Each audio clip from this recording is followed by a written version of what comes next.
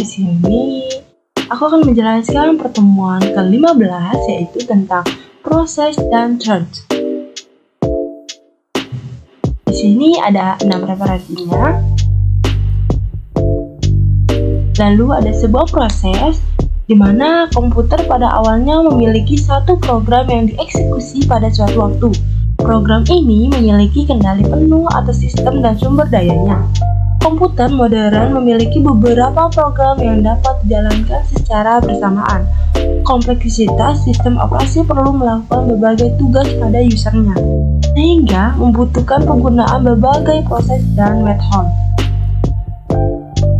Lanjut, bagian memori layout dari sebuah proses. Ini ada sebuah gambar memori layout sebuah proses.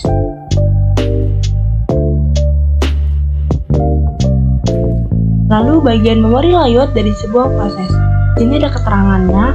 Yang pertama yaitu ada text section merupakan executable code, dan ada data section merupakan global variable. Lalu ada heap section merupakan memori yang dialokasikan secara dinamis selama program berjalan. Dan yang terakhir ada static section merupakan penyimpanan sementara ketika terjadi pemanggilan fungsi, seperti fungsi parameter, return address, dan local variable. Lalu di sini ada gambar sebuah proses telah selesai dieksekusi. Di sini ada proses state-nya. Yang pertama ada new, merupakan fase di mana proses dibentuk. Lalu ada running, merupakan fase di mana instruction sedang dieksekusi. Yang ketiga ada waiting, merupakan fase di mana proses sedang menunggu beberapa peristiwa terjadi seperti kompilasi dari I/O atau penerimaan sinyal. Yang keempat itu ada ready, merupakan fase di mana proses sedang menunggu untuk ditugaskan ke prosesor. Dan yang terakhir ada terminated, merupakan fase di mana proses telah diseleksi dieksekusi. Lalu proses control block, yaitu atau yang biasa disingkat dengan PCB, adalah struktur data kernel yang mempresentasikan suatu proses di dalam sebuah sistem operasi. Di sini ada gambar proses control block.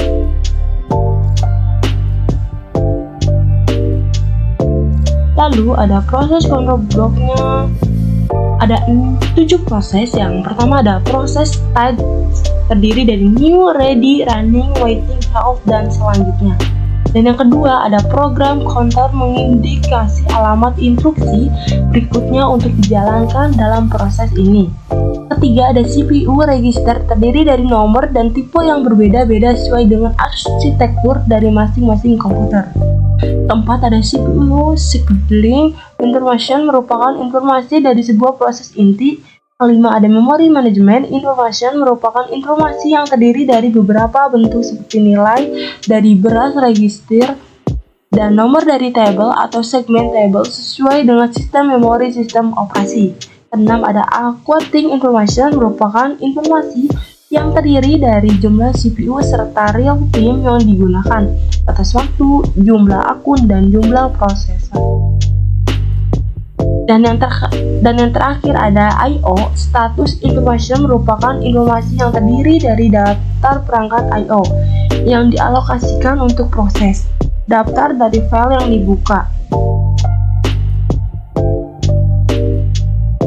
Lalu ada thread, di mana konsep proses telah digunakan untuk menggambarkan program yang melakukan thread dari kontrol. Misalnya, ketika word proses sedang berjalan, sebuah thread dari instruksi bertanggung jawab untuk menjalankan seluruh proses. Thread adalah unit pemanfaatan CPU yang terdiri dari berbagai komponen. Ini berkoordinasi dengan thread dan sumber daya lain dari proses yang sama. Thread merupakan unit dasar penggunaan CPU yang mencakup ID thread, program control, dan set register, serta states.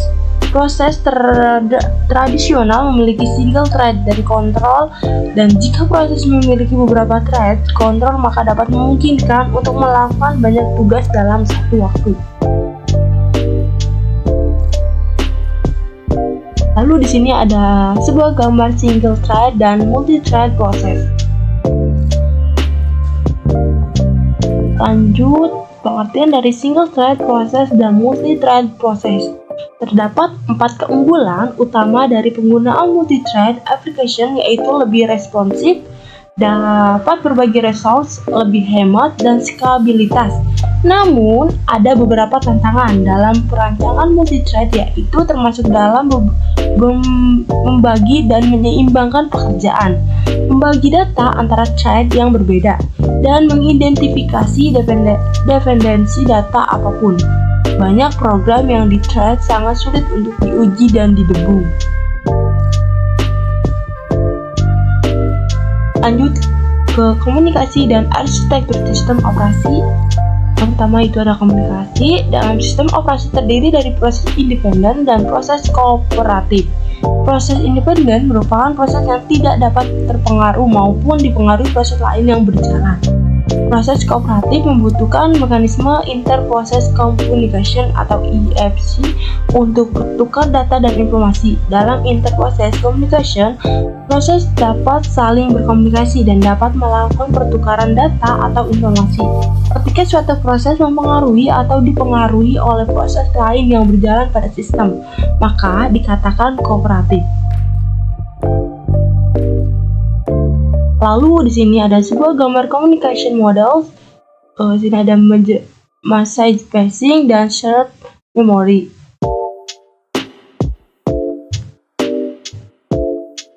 Komunikasi dan arsitektur sistem operasi yang kedua adalah message passing atau sistem pertukaran pesan. Saling mengirimkan pesan merupakan cara berkomunikasi dalam model message passing.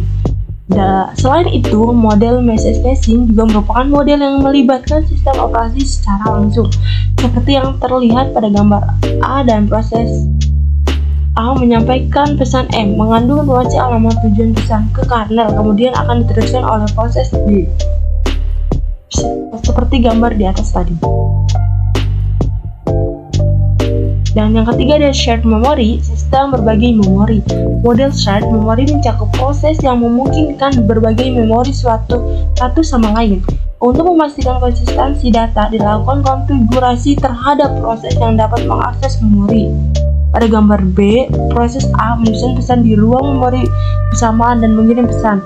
Proses B membaca pesan dari ruang memori dan menerima pesan. Dari sudut pandang setiap proses, mereka menulis dan membaca ruang alamatnya sendiri.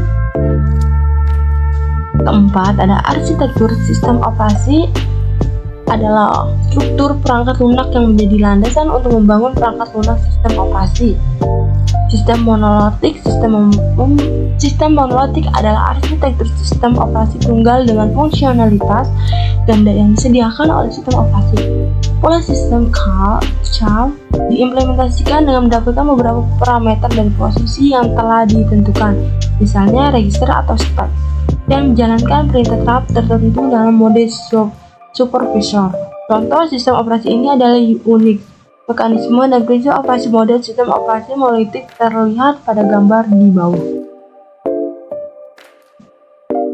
Seperti gambar ini menunjukkan sistem monolitik.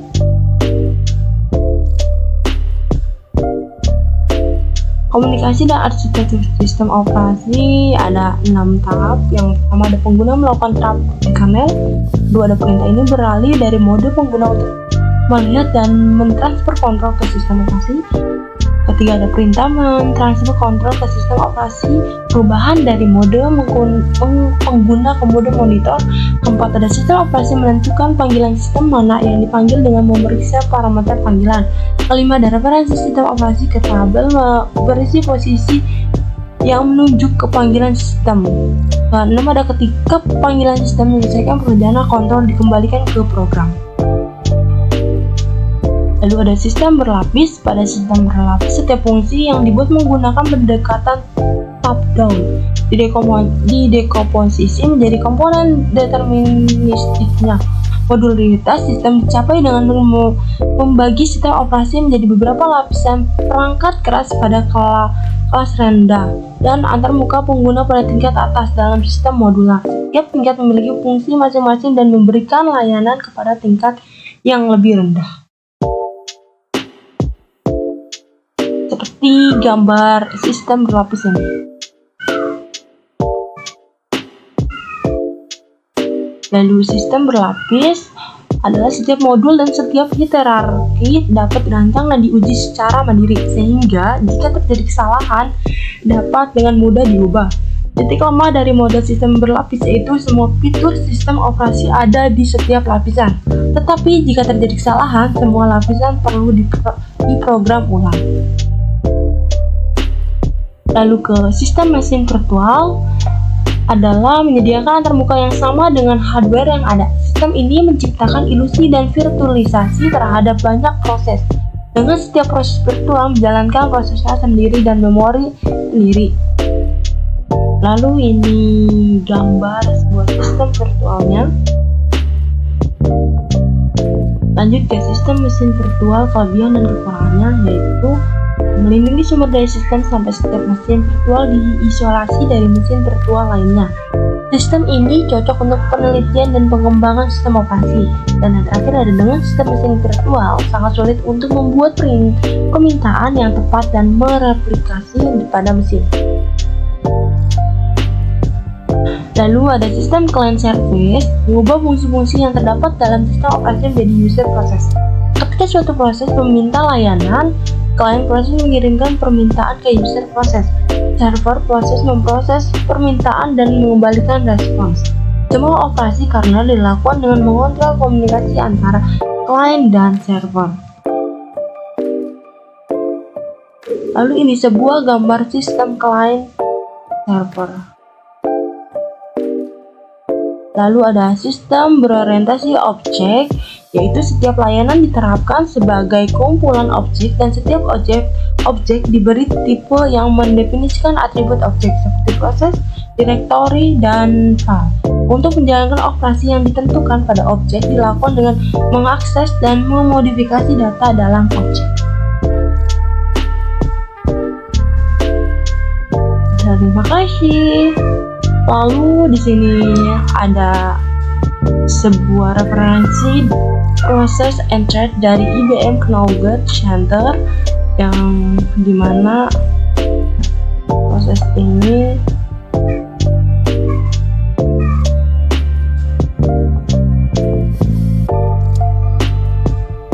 menjelaskan memahami thread dan proses. Thread adalah aliran kontrol independen yang beroperasi dalam ruang alamat yang sama dengan aliran kontrol independen lainnya dalam suatu proses. Secara tradisional, karakteristik thread dan proses dikelompokkan menjadi satu kesatuan yang disebut proses. Di sistem operasi lain, thread terkadang disebut proses ringan atau arti kata thread terkadang sedikit berbeda. Bagian berikut membahas perbedaan antara thread dan proses. Dalam sistem proses single thread tradisional, suatu proses memiliki sekumpulan properti. Dalam sistem multi-thread, properti ini dibagi antara proses dan thread. Thread memiliki beberapa keterbatasan dan tidak dapat digunakan untuk beberapa tujuan khusus yang memerlukan program multi-proses. Baik, sekian dari saya. Mohon maaf jika ada salah kata. Saya akhiri. Bye-bye. Sampai jumpa. Thanks for watching.